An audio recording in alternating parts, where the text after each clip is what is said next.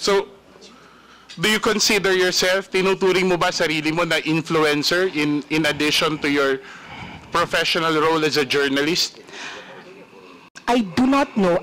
I'm not a self-identified influencer. I cannot say that I am an influencer, even if I do have a modest following that's below 500,000, because I don't do lives, I don't do YouTube, I have never gone.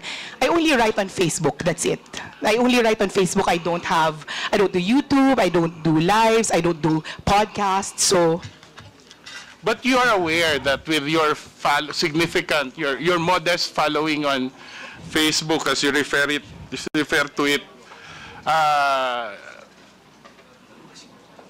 gives you a considerable audience to your postings. Are you aware of that? Not more than the others.